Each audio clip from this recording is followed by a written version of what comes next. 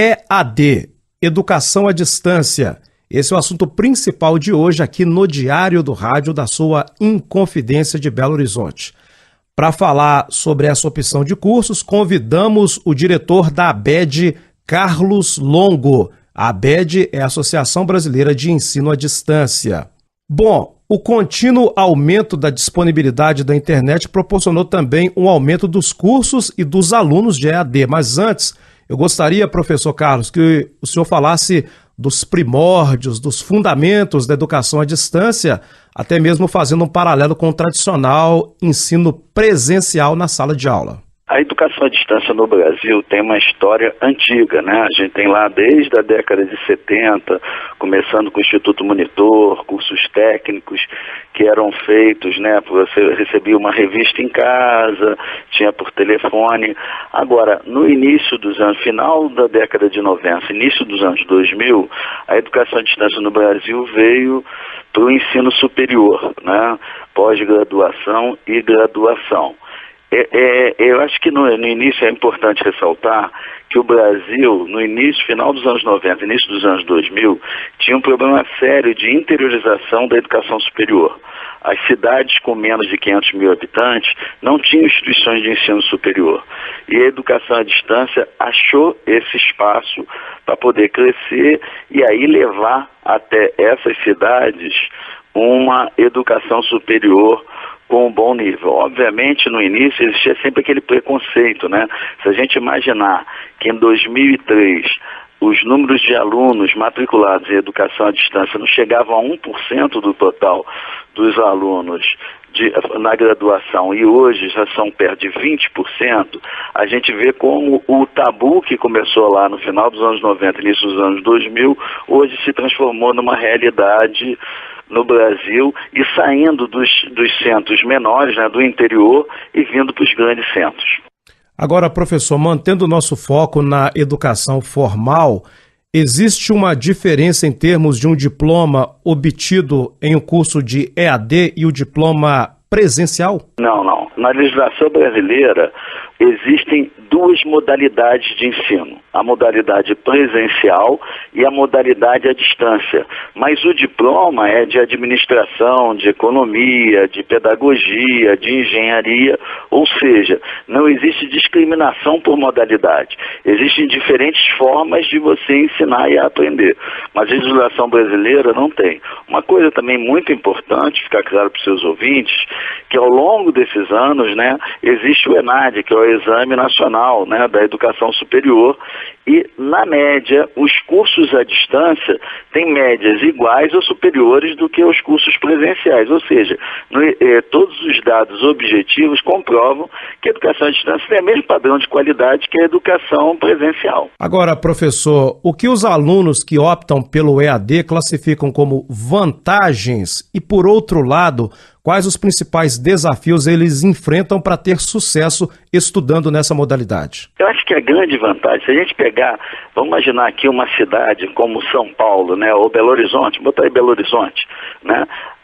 O adulto trabalhador que busca uma graduação, ele já demora no trânsito de 2 a 4 horas para ir e vir em casa, o que impossibilita ele de estar toda noite numa faculdade ou numa universidade fazendo um curso superior. A grande vantagem da educação à distância é a flexibilidade de tempo e de espaço.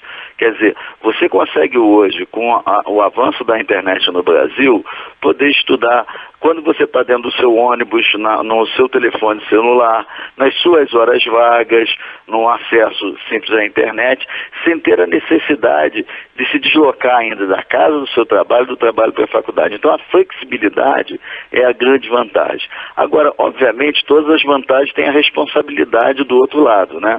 Porque o aluno à distância, ele tem que ser muito disciplinado, ele tem que ser muito controlador do seu tempo. Porque, embora você não tenha toda noite uma aula, mas você tem um material de estudo muito denso. O aluno à distância, ele precisa ler, ele precisa participar semanalmente dos fóruns de discussão, onde ele interage com colegas e professores, e que ele tem uma carga muito intensa de atividade durante a semana.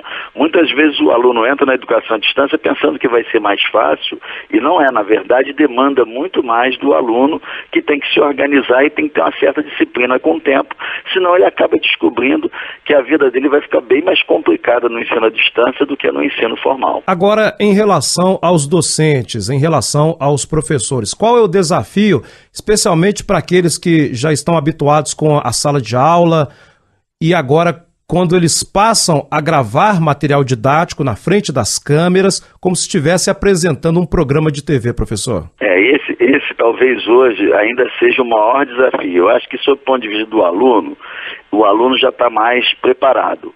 O professor, ele tem algumas desvantagens, aspas, né?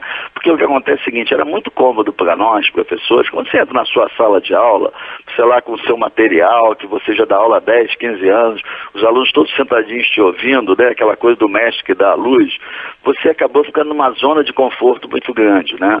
O professor que trabalha à distância, ele primeiro se expõe mais, porque ele está sempre produzindo material e fazendo que o aluno vai ler. Ele não está ali presente para controlar pequenas alterações da interpretação do seu texto ou da sua fala. Além do que, o aluno à distância, ele é muito mais, por incrível que pareça, ele é muito mais interativo com o conteúdo do que o aluno presencial. Porque na sala presencial, normalmente, o professor às vezes fala durante 1 hora e 1 ou 2 alunos fazem uma pergunta, às vezes não tem pergunta nenhuma. Na educação à distância, não. A troca é muito constante porque o aluno faz uma leitura, ele tem uma interpretação, tem uma dúvida, ele troca. Então, o professor é sempre muito mais questionado na educação à distância. Então, existe um certo preconceito, uma dificuldade de adaptação. Além do que, exige do professor entender mais de tecnologia. Agora, então, com esses novos softwares de inteligência artificial, o professor se sente ameaçado, porque muitas das dúvidas de material hoje, um software pode ser muito mais rápido do que o próprio docente. Então, a gente está num processo de mudança do papel do professor. Agora, isso não é só na educação à distância, não. No ensino presencial também, esse professor está tendo que mudar. E esse talvez seja o grande desafio dos próximos 3, 4 anos na educação superior. É sabido por muitos que, mesmo os cursos presenciais tradicionais, hoje contam com algumas matérias em EAD. É um curso, assim, digamos, híbrido ou com alguma parte do conteúdo direcionada para o aluno à distância. Olha só, esse daí vai dentro dessa linha que eu te falei da mudança do professor no presencial. A tendência mundial é o hibridismo, ou seja, você flexibilizar aquelas horas que o aluno ficava dentro da sala de aula e você no quadro ou botando ele anotando, isso vai ser passado para a internet. E o aluno vem para a sala de aula para debate, para discussão, para estudo de caso. Ou seja, esse hibridismo que está começando no Brasil e já é muito forte nos Estados Unidos e Europa, é a tendência dos próximos anos. E isso faz com que o professor tenha que mudar totalmente a sua atitude, porque ele passa de ser um agente simplesmente gerador de informação. Quem vai gerar informação é a informática, é a internet, o ambiente virtual de aprendizado, e ele passa a ser um facilitador, um coach, uma pessoa que interage. Agora, os professores, primeiro, não foram educados dessa forma e não foram treinados para isso. Então tem que ter um retreinamento, uma readequação do ensinar a aprender do professor também. Da mesma maneira que lá atrás, quando começou a educação à distância, o aluno teve que reaprender como ele estuda, agora o professor vai ter que reaprender, e esse talvez seja o grande desafio da educação. Porém, não é mais uma escolha, porque o mundo inteiro está optando pela educação híbrida, e o Brasil não é diferente disso. Agora, professor, voltando a um tópico que o senhor mencionou no início da entrevista, sobre a medição, a regulação dos cursos e principalmente a medição da qualidade dos cursos, né? Existe isso por parte do MEC, gostaria que o senhor falasse mais, e também outro fator que o senhor mencionou é que a interatividade dos alunos com as instituições também servem como uma ponte ou como um fator que ajuda essas instituições a melhorarem a qualidade dos cursos, porque a exigência do aluno é muito grande. É verdade. Existe a regulação do EAD, ela é um pouco mais rígida, né, até do que a do presencial. Porque assim, toda vistoria, reconhecimento de curso do EAD, além do profissional, porque geralmente numa avaliação de um curso presencial, vão 2 profissionais da área nessa avaliação in loco nas instituições. No EAD, na nova legislação, além dos 2 profissionais, vai ainda um profissional da área de tecnologia da informação, para verificar se realmente aquelas ferramentas computacionais que a instituição botou no seu programa, no seu projeto pedagógico e projeto de desenvolvimento institucional são aderentes à proposta do curso. Então você vê, sob o ponto de vista da regulação, existe uma regulação muito grande com a EAD. Por outro lado, além disso, como eu te falei que não tem discriminação de diploma, por que não tem? Porque o aluno do EAD faz a mesma prova ENAD de avaliação de curso que o aluno presencial.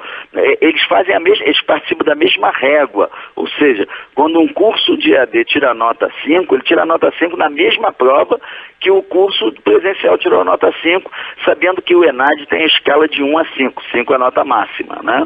Então, a regulação hoje, tanto da educação à distância quanto presencial, ela é idêntica, e o EAD, nas avaliações in loco que o MEC manda os profissionais dentro das instituições de ensino, ele ainda vai com um profissional de tecnologia de informação para verificar se as tecnologias estão adequadas, além do profissional específico da área de administração, pedagogia e etc.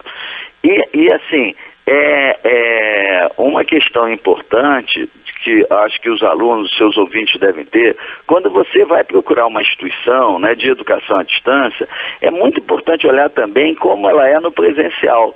Porque geralmente uma boa instituição, vamos dar um exemplo aqui, que é um exemplo clássico, né? A Fundação Getúlio Vargas, que é uma das melhores escolas de negócios da América Latina, né? Ela tem o ensino presencial e o ensino à distância. Você vê o presencial dela é fantástico e o ensino à distância dela é excelente. Então, assim, um bom parâmetro de referência é olhar as 2 modalidades, né? Até porque com o tempo, né, hoje tem tantas ofertas de educação à distância que às vezes o aluno ele fica um pouco confuso, porque a educação à distância tem um preço menor do que o presencial. Mas é muito importante ele verificar as notas da instituição no presencial, que elas vão refletir o da distância também. Obrigado. Ouvimos o diretor da ABED, Carlos Longo. A ABED é a Associação Brasileira de Ensino à Distância. O professor Carlos falou conosco direto de Curitiba.